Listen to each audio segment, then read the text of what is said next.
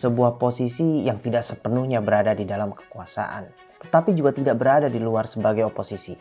Posisi itu ditempati oleh satu orang, Joko Widodo. Kekuatan politik di luar pemerintahan bukan lagi oposisi, melainkan Jokowi itu sendiri. Jokowi berada di puncak pengaruh sosial politik. Ia tidak lagi memegang institusi negara, tetapi pengaruhnya masih terasa dalam pergerakan elit, dalam dinamika partai, bahkan dalam percakapan publik. Prabowo membutuhkan stabilitas negara.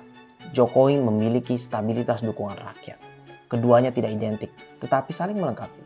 Dan justru karena itu pula, keduanya tidak mudah untuk saling melepaskan.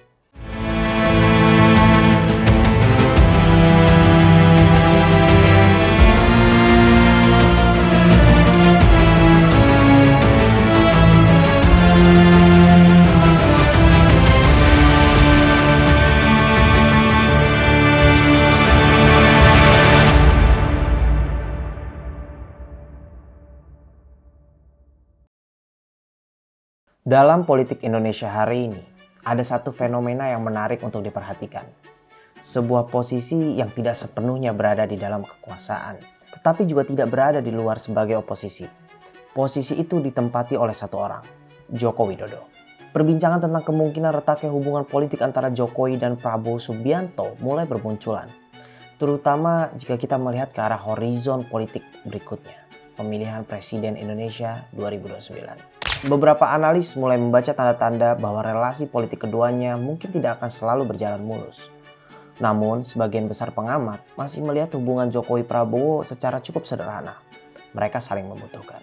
Prabowo dianggap masih merawat kedekatan dengan Jokowi karena energi politik Jokowi dinilai belum sepenuhnya terserap oleh sistem kekuasaan yang ada. Jokowi masih memiliki sesuatu yang sangat penting dalam politik demokrasi, pengaruh elektoral dan kedekatan dengan massa. Namun ada sebuah kemungkinan lain yang jarang dibicarakan, bahwa dalam konfigurasi politik Indonesia setelah pemilu 2024, kekuatan politik di luar pemerintahan bukan lagi oposisi, melainkan Jokowi itu sendiri. Selama 2 dekade era reformasi, kita terbiasa melihat oposisi berada di luar pemerintahan. Biasanya mereka adalah partai yang kalah pemilu, tokoh yang tidak masuk kabinet, atau aktivis yang secara terbuka berseberangan dengan penguasa.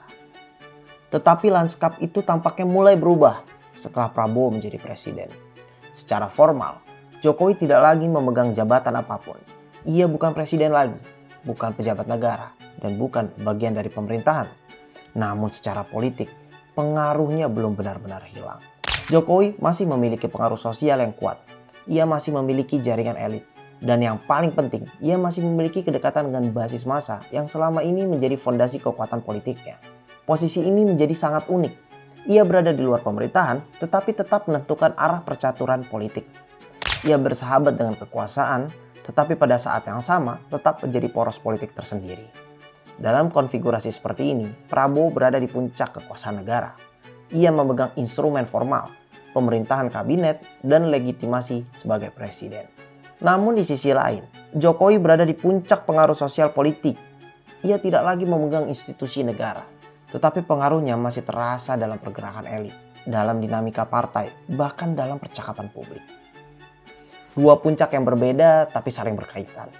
Dalam sejarah politik modern, biasanya pengaruh seseorang presiden akan menurun drastis setelah ia tidak lagi menjabat. Fenomena ini sering disebut dengan lame duck, atau dalam istilah yang pernah dipopulerkan oleh Amin Rais sebagai bebek lumpuh. Seorang presiden yang sudah tidak menjabat biasanya kehilangan daya pengaruhnya. Elit politik mulai menjauh, jaringan kekuasaan memudar, dan perhatian publik beralih ke pemimpin baru. Namun Jokowi tampaknya tidak sepenuhnya mengikuti pola itu. Justru setelah tidak lagi menjabat, pengaruh politiknya masih terasa. Bukan dalam bentuk kekuasaan formal, tapi dalam bentuk legitimasi sosial. Disinilah letak keseimbangan yang menarik antara Jokowi dan Prabowo. Prabowo membutuhkan stabilitas negara. Jokowi memiliki stabilitas dukungan rakyat. Keduanya tidak identik, tetapi saling melengkapi. Dan justru karena itu pula, keduanya tidak mudah untuk saling melepaskan. Prabowo membutuhkan kesinambungan politik agar pemerintahannya berjalan stabil. Sementara Jokowi membutuhkan ruang pengaruh agar tetap relevan dalam percaturan politik nasional. Di saat yang sama, Jokowi juga terlihat menempatkan jejaring politiknya di berbagai titik strategis. Salah satu yang paling terlihat adalah melalui Partai Solidaritas Indonesia, yang kini dipimpin oleh putranya, Kaisang Pangarep. Fenomena ini sering dilihat sebagai dinamika keluarga dalam politik. Namun jika dilihat lebih jauh, ini juga bisa dibaca sebagai upaya membangun instrumen politik jangka panjang. Partai politik adalah kendaraan kekuasaan, dan ketika sebuah partai mulai diposisikan sebagai ruang bagi jaringan politik tertentu, maka itu menunjukkan bahwa permainan politik belum selesai. Dengan kata lain, meskipun Jokowi tidak lagi memegang kekuasaan negara, ia masih memegang kartu politik. Dan kartu itu belum seluruhnya dimainkan. Jika kita melihat percaturan politik nasional hari ini secara lebih luas, sebenarnya hanya ada dua poros nyata yang benar-benar memiliki gravitasi politik besar. Poros pertama adalah Prabowo sebagai presiden yang memegang kendali kekuasaan negara. Poros kedua adalah Jokowi sebagai figur yang masih memiliki pengaruh sosial, jaringan elit, dan resonansi massa. Menariknya, kedua poros ini tidak berada dalam posisi yang saling berlawanan. Mereka lebih menyerupai dua pusat gravitasi yang berbeda, tetapi berada dalam orbit yang sama. Relasi seperti ini membuat politik Indonesia berada dalam situasi yang cukup unik. Karena biasanya, sistem politik demokrasi hanya mengenal dua posisi, pemerintahan dan oposisi. Tetapi dalam kasus Jokowi, muncul posisi ketiga. Ia tidak lagi menjadi presiden, tetapi ia juga tidak menjadi oposisi. Ia berada di ruang antara. Sebuah ruang pengaruh yang tidak sepenuhnya berada dalam kekuasaan, tapi juga tidak berada di luar sistem. Ruang ini jarang dimiliki oleh tokoh politik manapun, karena untuk berada di ruang itu, seseorang harus memiliki tiga hal sekaligus: legitimasi publik, jaringan elit, dan pengalaman kekuasaan. Dan Jokowi tampaknya memiliki ketiganya. Karena itu, jika hari ini Prabowo adalah puncak kekuasaan politik Indonesia, maka Jokowi adalah sisi lain dari puncak itu. Dua puncak yang berbeda. Satu memegang kekuasaan negara, yang lain memegang pengaruh politik. Dan selama kedua puncak ini masih saling membutuhkan, hubungan mereka kemungkinan besar akan tetap terjaga.